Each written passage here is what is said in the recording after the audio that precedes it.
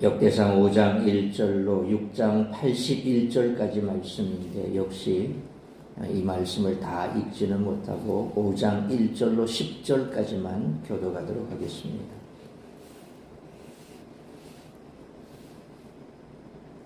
(5장 1절로 10절까지만 교독을 하고 말씀은 6장 마지막 81절까지 살펴봅니다.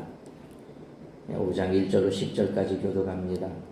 이스라엘의 장자 르우벤의 아들들은 이러하니라. 르우벤은 장자라도 그의 아버지의 침상을 더럽혔으므로 장자의 명분이 이스라엘의 아들 요셉의 자손에게로 돌아가서 족보의 장자의 명분대로 기록되지 못하였느니라.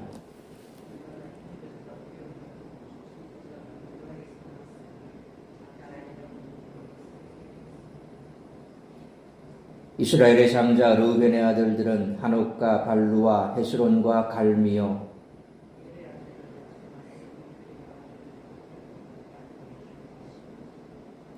그의 아들은 미가요 그의 아들은 르아야요 그의 아들은 바알이요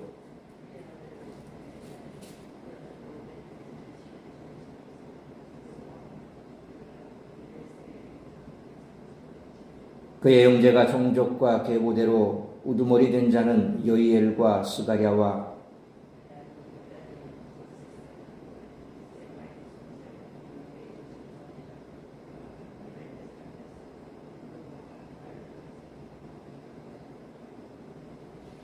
또 동으로 가서 거주하면서 유브라데 강에서부터 광야 지경까지 다다랐으니 이는 길르앗 땅에서 그 가축이 번식함이라.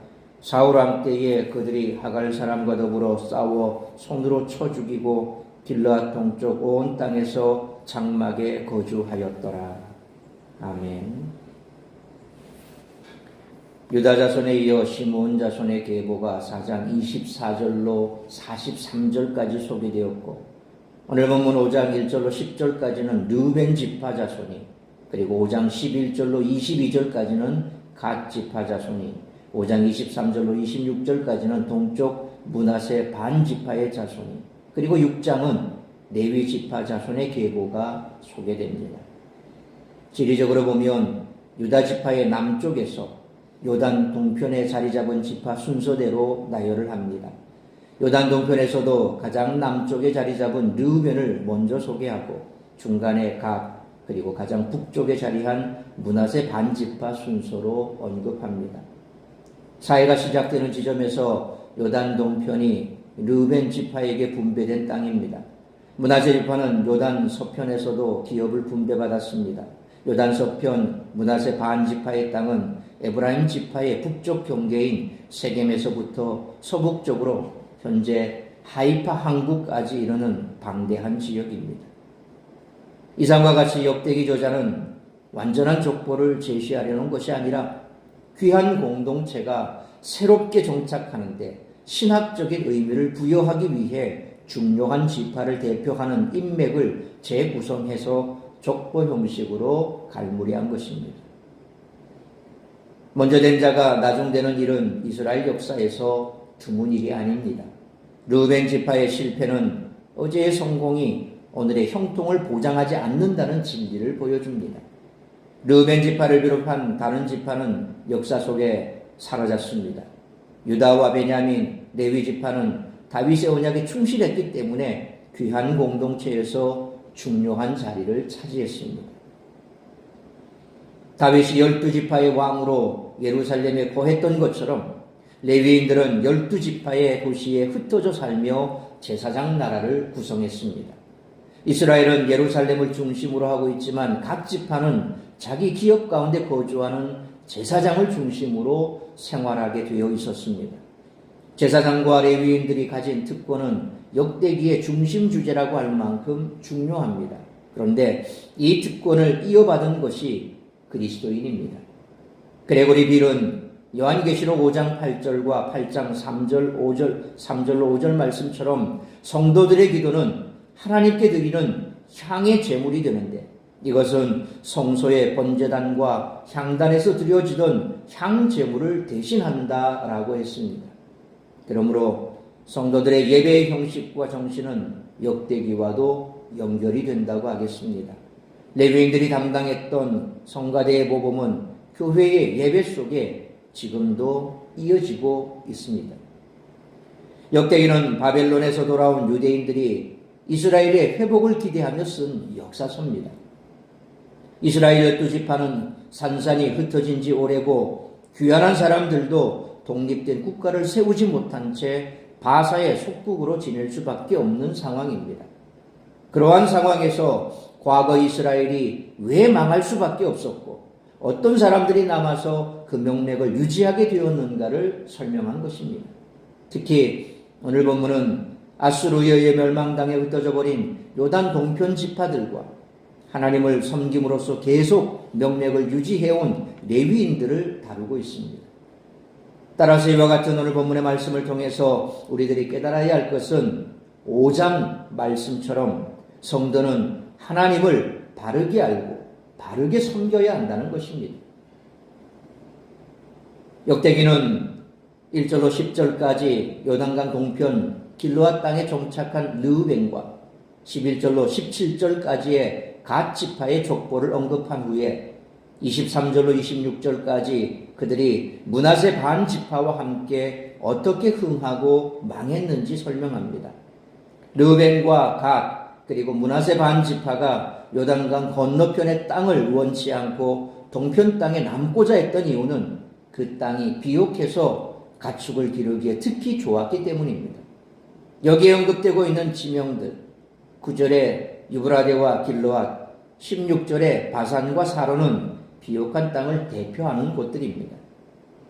18절로 22절 말씀처럼 하나님은 그들에게 강한 힘도 허락해 주셔서 외적과 싸울 때 응답하시고 큰 승리를 허락해 주기도 하셨습니다. 그러나 이처럼 비옥한 땅과 강력한 군사력까지 가지고 있었던 이들이 결국은 26절 말씀처럼 아수르 왕 디글랏빌레셀에 의해 멸망을 당하고 끌려가고 말았습니다. 이들이 비옥한 땅을 소유해서 부유하고 강성했음에도 불구하고 이렇게 멸망당해 흩어져 버릴 수밖에 없었던 이유는 25절 말씀처럼 하나님 앞에서 범죄하고 이방신들을 섬겼기 때문입니다. 그러므로 역대기가 하나님의 백성이 중요하게 생각해야 할 것이 부유함이나 강성함이 아니라 하나님 앞에서 범죄하지 않고 하나님을 바르게 섬기는 것임을 강조하고 있음을 알고 하나님을 바르게 알고 바르게 섬기며 살아가는 우리 모두가 되시기를 축원합니다. 두 번째로 6장 말씀처럼 성도는 하나님의 은혜만을 의지하며 살아야 한다는 것입니다. 풍요로운 땅에 살면서 부유함과 강성함을 누렸던 요단강 동편 지파들은 하나님 앞에서 범죄함으로 그 흔적을 찾기 어려울 정도로 흩어져 버렸습니다. 그러나 하나님의 섭리에 의해 12지파 가운데 흩어져야 했던 레위인은 하나님을 온전히 섬겼기에 포로기를 지나는 동안에도 계속 그 명맥을 유지할 수 있었습니다. 역대기 저자는 1절로 30절까지 레위의 자손들 게르손과 고핫과 무라리 자손에 대해 설명한 후에 31절로 48절 말씀처럼 레위인이 하나님의 장막을 섬기는 자들이었으며 49절 53절 말씀처럼 아론의 아들들은 제사장으로서 성막과 성전을 섬겼음을 언급합니다. 레위인들은 54절로 70절 말씀처럼 거핫 그리고 71절로 76절 말씀처럼 게르손 그리고 77절로 81절 말씀처럼 무라리의 계보에 따라 이스라엘의 여러 지역에 흩어졌기에 하나님의 지파를 이루지 못했을 뿐만 아니라 각 지파의 작은 성읍 정도만 얻어서 살아갈 수 있었습니다. 그런데 비옥한 땅에 살면서 강력한 군사력을 발휘하던 지파들은 결국 아수르의 침공에 의해 흩어졌고 각 지파에 흩어져서 작은 성읍들만 가지고 하나님만 바라며 살았던 레위인들은 바벨론의 침공에도 불구하고 그 명맥을 유지할 수 있었던 것을 봅니다. 이는 하나님의 백성이 무엇을 더 중요하게 여겨야 하는가를 우리에게 보여주고 있습니다. 하나님의 백성은 이방인들처럼 세상의 불신자들처럼 재산과 힘을 의지하는 것이 아니라 하나님의 은혜를 의지해야 한다는 사실을 우리에게 명확하게 보여줍니다. 그러므로 세상의 불신자들처럼 재산과 힘을 의지하는 것이 아니라 항상 하나님의 은혜만을 의지하며 살아가는 우리 모두가 되시기를 축원합니다. 사랑하는 성도 여러분, 역사를 돌이켜보면 재산과 힘을 의지했던 자들은 모두 망하고 흩어졌지만 하나님을 의지하고 진리 가운데 서려했던 자들은 끝까지 살아남고 그 명맥을 유지할 수 있었습니다. 교회 역시 마찬가지입니다. 부유한 교회, 힘 있는 교회가 되려 하면 결국 세상에 잡아먹히고 맙니다. 그러나 오직 진리를 붙잡는다면 어떠한 풍파에도 흔들리지 않습니다. 그러므로 하나님의 백성이 중요하게 생각해야 할 것은 부유함이나 강성함이 아니라 하나님 앞에서 범죄하지 않고 하나님을 바르게 섬기는 것이며 세상의 불신자들처럼 재산과 힘을 의지하는 것이 아니라 항상 하나님의 은혜만을 의지하며 살아가는 우리 모두가 되시기를 주님의 이름으로 축원합니다. 기도하겠습니다. 거룩하신 아버지 하나님, 은혜와 사랑을 감사합니다. 역사를 돌이켜볼 때 한 나라가 강성하고 부유해지고 그래서 세상 가운데서 결단코 망하지 않을 것 같은 그러한 역사 속의 나라들 역시도 망하고 무너졌던 것을 봅니다.